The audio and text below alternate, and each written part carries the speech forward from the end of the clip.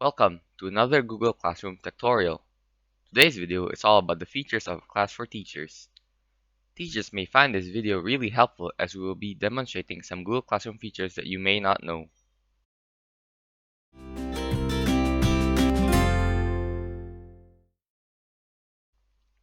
Commenting is a way to give feedback to your students' work. Note that there are two types of comments: class comments, which can be seen by everyone in the class, and private comments, which can only be seen by a specific student. To add a class comment, select an assignment that has been given either from the stream page or the classwork page. Then select instructions, and you can now freely enter a class comment in this box here. On the other hand, to add a private comment, you'll have to open an assignment again, select student you want to comment on, then type your comment in the comment section bar that will be shown on the bottom of the screen. As what we have stated in the previous video, you can also send a voice comment in Google Classroom. To do so, you will need to first download the Google extension Mote and give it access to your microphone. Once you've downloaded Mote, whenever you want to add a voice comment, you can click on the Mote button that appears in the comment box, and it will automatically record whatever you're saying. To end the recording, click Done and select Comment to send it. By clicking on the pencil button before submitting your comment, you can edit your Mote transcript as a subtitle to what you said and save it by clicking on the Save button here. You can only save it if you've made changes to the original transcript.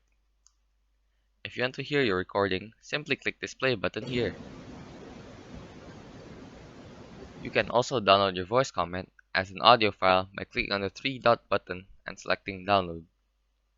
Mote also allows you to translate your voice message to a different language by selecting this Translate button and choosing the preferred language.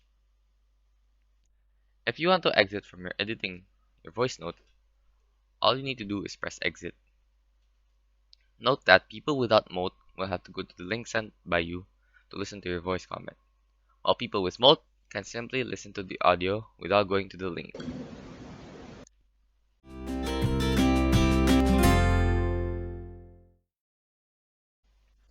You want to know how to see all the upcoming due assignments in all your classrooms? In the stream page, there's an upcoming section which can be found on the left side, right below the classroom banner. Then select View All, and it will show you classworks that have no due dates and classworks that do, which can be found in the Work in Progress category. It will also show how many students have been handed in, assigned, and marked.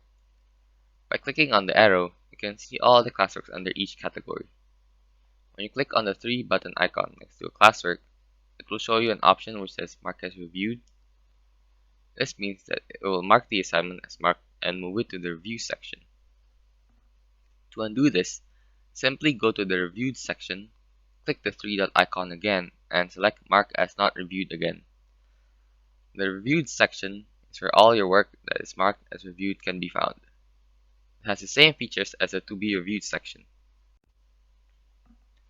If you have multiple classrooms, the drop-down menu found on the top screen allows you to easily view the assignments of specific classes.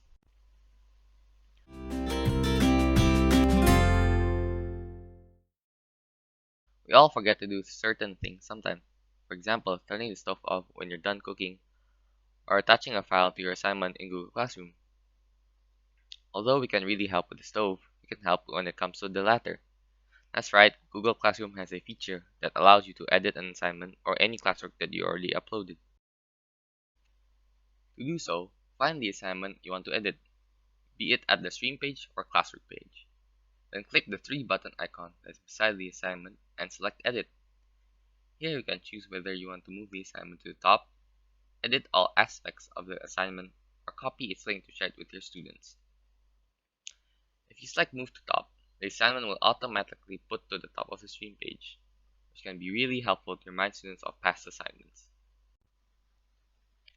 If you share the message with your class, when you click the three-dot button, similar to assignment, you can also move the message to the top, edit it, and copy its link. However, there will be an extra option that allows you to delete the message.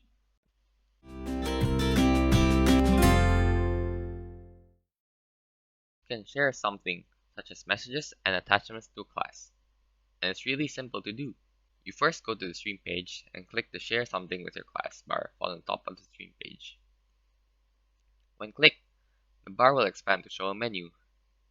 You can choose which class you want the message to be sent to, and also select which students you want to send it to.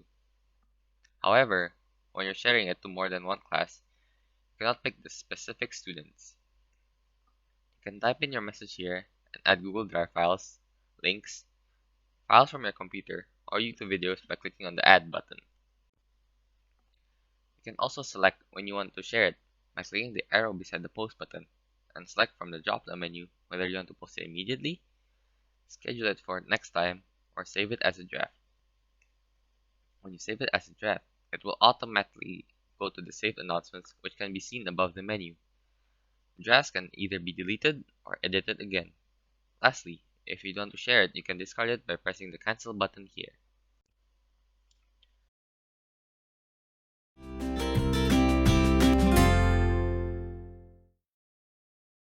You can reuse a message by going to the stream page of your class and then selecting the Reuse Post button next to the Share Something with Your Class bar.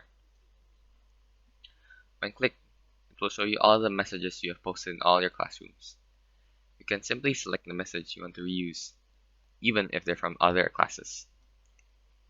By ticking this Create New Copies of All Attachments checkbox, it will create new documents in the Drive folder of the class you are reusing this post in.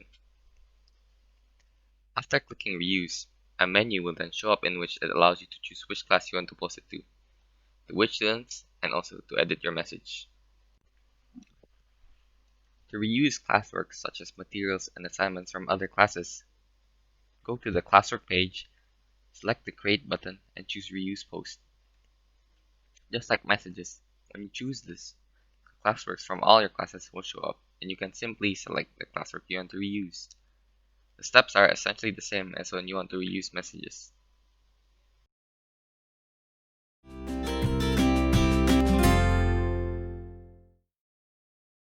Fun fact! You can actually link your Google Classroom with Google Drive, which can make organizing classwork easier. This can also be another way of posting and submitting classwork. You can do this by going to the classwork page and select the Class Drive folder button, which can be seen on the right side of the screen. This will automatically create a Classroom Google Drive folder named after the title and section name of your class. As you can see, this folder is filled with all the classwork that you've posted. When you click the drop-down button here, it will show you multiple options where you can create a new folder, give access to share to students, get the link of the folder, add shortcuts, move the folder, add to starred, rename the folder, change the color of the folder, search within the folder, download files from the folder, and remove the folder from your Google Drive. Selecting this people icon next to the drop-down menu allows you to see who the folder is shared with, add people and groups, and copy the link to share it with students.